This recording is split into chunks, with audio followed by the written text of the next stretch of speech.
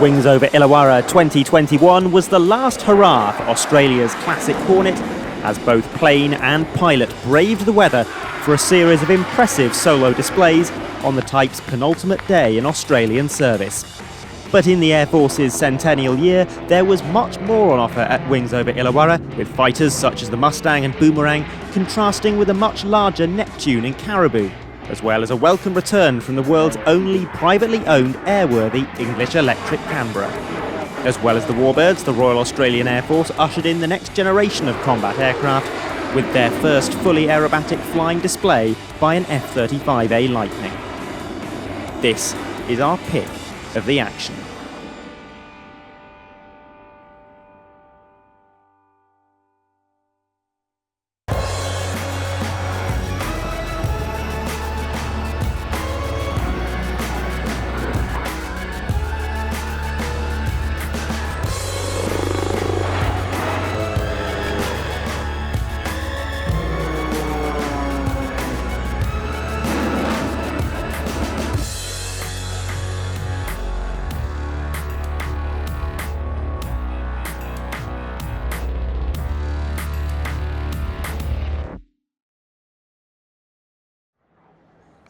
Welcome to Shellharbour Airport in New South Wales, home of the Historical Aircraft Restoration Society and host of Wings Over Illawarra. What a shame then that this, the largest air show in Australia to go ahead during the Air Force's centennial year, was dogged by some of the worst weather we encountered all season long, with driving rain and wind on practice day and thick cloud cover all weekend. That, combined with internal coronavirus restrictions, did severely curtail the flying programme. It was a no-show for the four-ship of classic Hornets and ditto for the planned trio of Learjets. Meanwhile, the Focke-Wulf 190 and Super Constellation both had to withdraw following technical difficulties. We did at least get to see the Constellation in the air a couple of days before the show.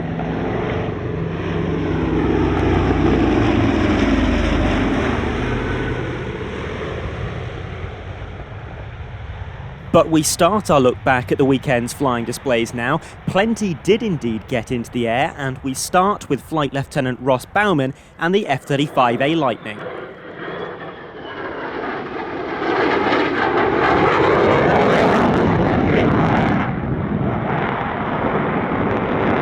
Australia has ordered a total of 72 F-35As to replace its classic Hornets, the first of which arrived in Australia in 2018. More orders could yet follow to replace the country's Super Hornets.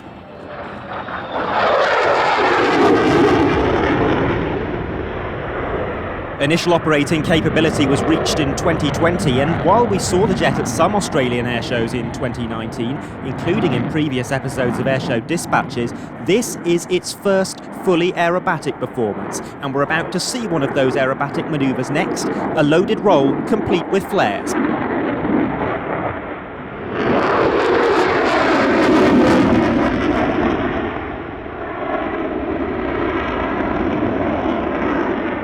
Australia at one point considered the purchase of a small number of F-35Bs for the Royal Australian Navy to operate from their two Canberra-class helicopter carriers, although that possibility hasn't been mentioned for several years now.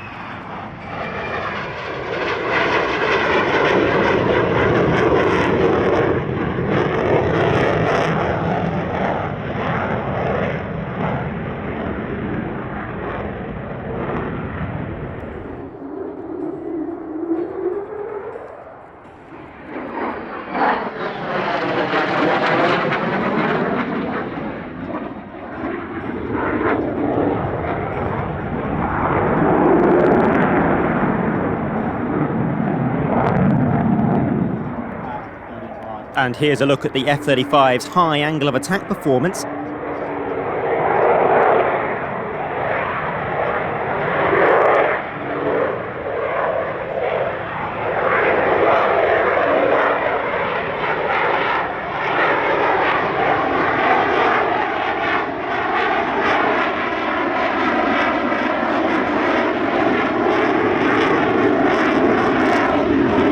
Very shortly we'll get a good look at the F-35's two internal weapons bays. Each of those two weapons bays can carry one surface-to-air weapon on the outboard weapon station, the likes of the Paveway or JDAM-equipped precision-targeted bombs, and the inboard weapon stations are each designed to take one air-to-air missile.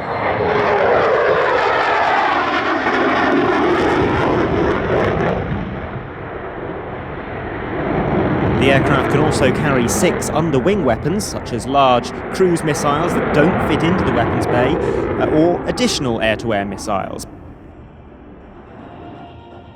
Now, one final manoeuvre concluding what is the first public aerobatic demonstration of the F-35A to be conducted by any nation other than the United States.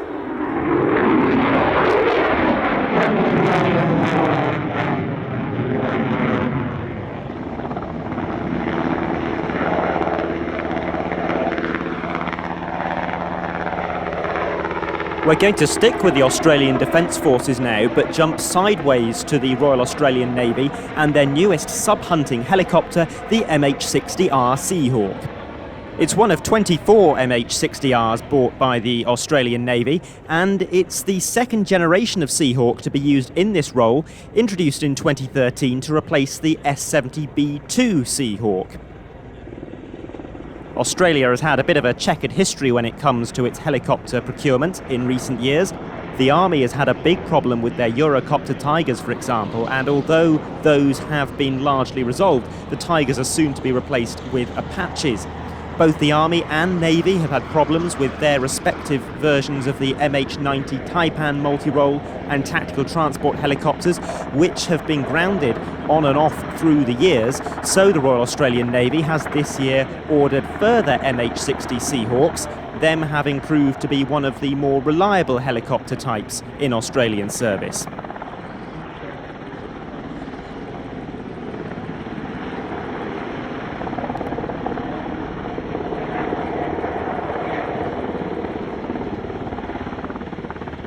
Illawarra is home to the Historical Aircraft Restoration Society, one of the largest collections of airworthy warbirds in the Southern Hemisphere, and they provided a couple of flypasts from one of their Lockheed Neptunes.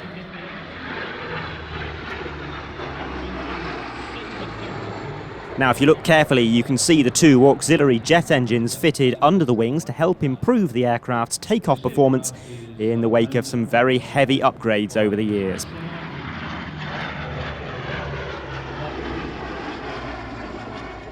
And here's another HARS aircraft, the de Havilland Canada 4 Caribou, a rugged short takeoff and landing cargo aircraft capable of operating from rough, unprepared strips. It's rather extraordinary for an aircraft with a maximum takeoff weight of over 13 tons, but the Caribou requires a little over 200 metres of runway, and even less in a headwind, about a third of the distance needed by the aircraft it replaced in Australian service, the C-47 Dakota. And incidentally, HARS has an airworthy Dakota in its collection as well.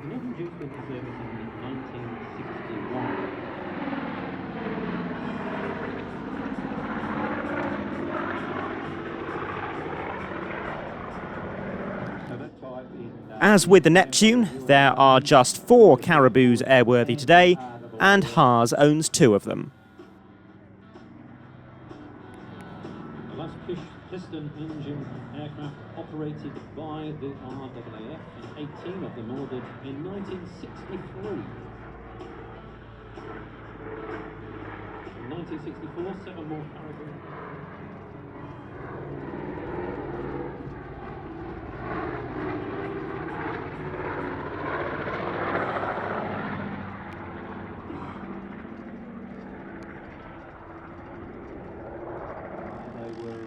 Taken out of service up at RAAF base at Garber in Townsville.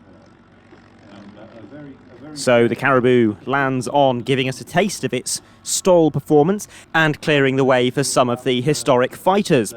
The first of those displays on our programme, you'll glimpse it in just a second, is the CA18 Mustang flying with the CA13 Boomerang. Hopefully now we will have a demonstration of how the aircraft can actually reverse. Both of these aircraft were manufactured by the Commonwealth Aircraft Corporation in Australia. The Boomerang, which leads the formation, is an Australian native design, and we've seen quite a lot of it this series, both in episodes 1 and in episode 6. So if you want to find out more about this fascinating aircraft type, the first fighter to be designed in Australia, then do check out those videos.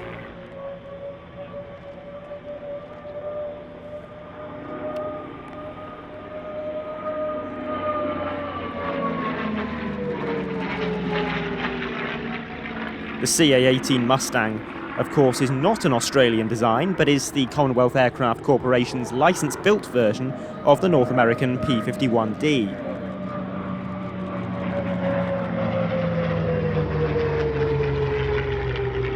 Initially, CAC built around 100 Mustangs from kits supplied by North American Aviation. Those were known as the CA-17.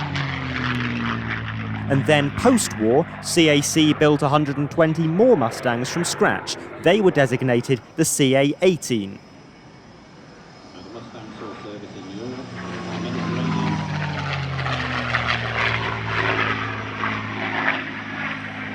Now a glimpse of the Boomerang, an aircraft formerly owned by the world-famous Temora Aviation Museum.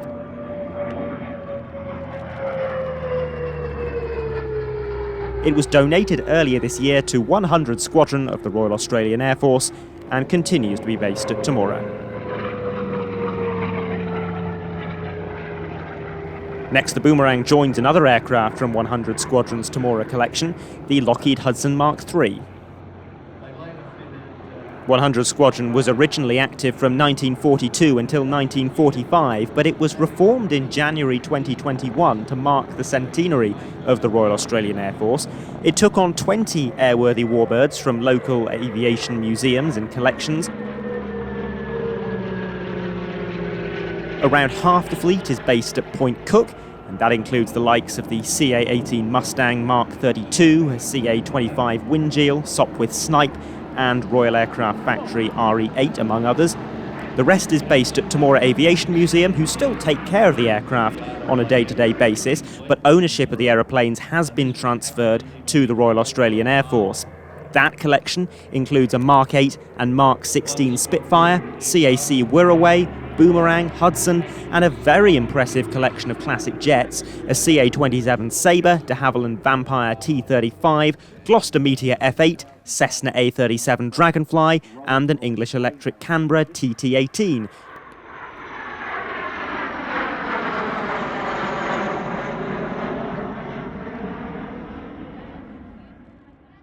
This is an aircraft that was only returned to flight in August of this year after being grounded for more than a decade.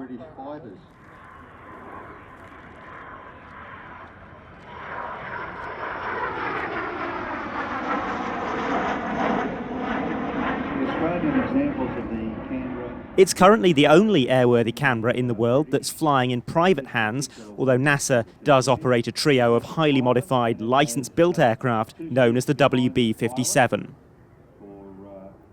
This specific aircraft is an ex-Royal Air Force example, and its last operations were with 100 Squadron Royal Air Force as a target tug.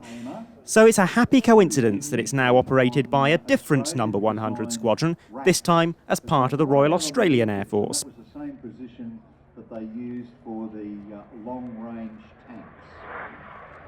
So they were interchangeable. The aircraft was flown today by Air Chief Marshal Mark Bixby, retired. Of course, there were plenty of other aircraft at the show, most of which we've featured at other events in rather better weather conditions. So we're keeping here to those displays most pertinent to the RAAF anniversary. And next, the final public airshow appearance of the Royal Australian Air Force's classic Hornet. We expected to see a 4-ship display and an airfield attack demonstration. That was downgraded at the last minute to a solo display, but nonetheless, it is hard to imagine a finer solo performance to round out the FA-18A's Australian service career, given the weather conditions.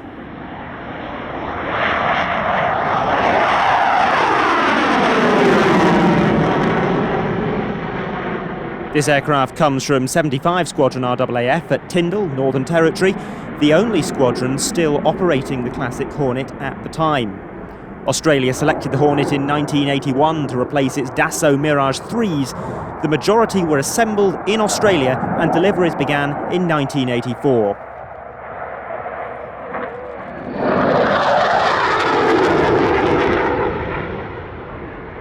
It wasn't until the 21st century when they made their combat debut. That was in 2003 when 75 Squadron was deployed to Qatar during the war in Iraq, initially to support Allied tanker and AWACS aircraft, and later in the close air support role.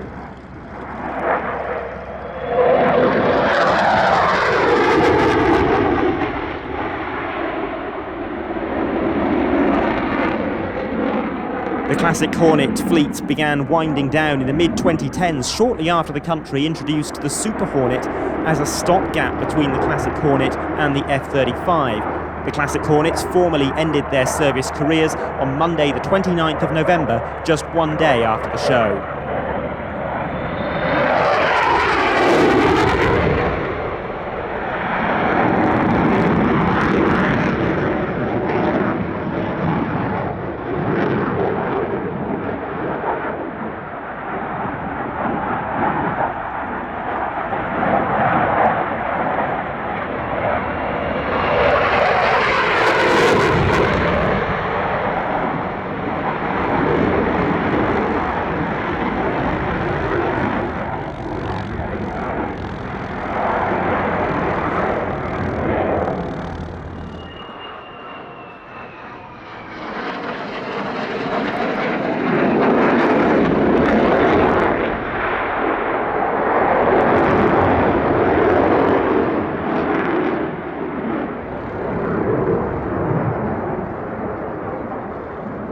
You're seeing a great demonstration here of the high alpha capabilities of the Hornet. Loaded turns and rolls with approximately 25 degrees of alpha. It's rare to see such high alpha sustained under such high G-load.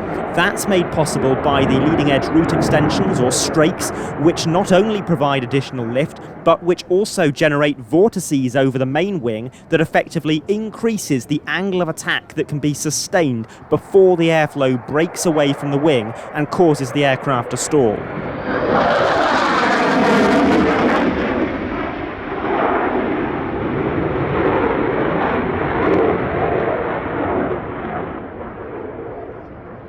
And also helping that high alpha performance are those enormous stabilators located at the far back of the aircraft. So to distill that into basic physics, they're on the longest possible lever arm, giving the Hornet exceptional elevator authority.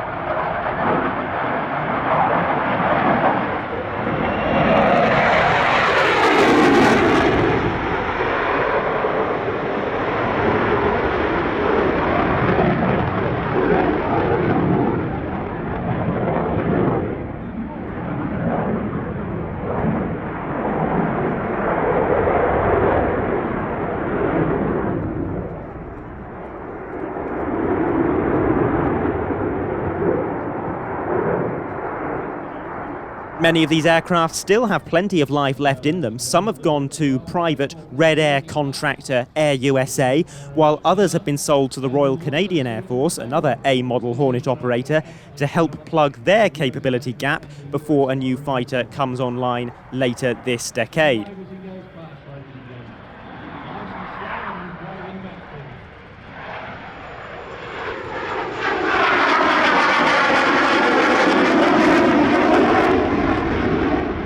Now coming into park, Group Captain Jason Easthorpe, perhaps feeling more than a little emotional after the final public air display by an RAAF Classic Hornet, and also after his penultimate day flying fast jets of any kind before taking up a non-flying role as Chief of Staff of the RAAF's Air Combat Group.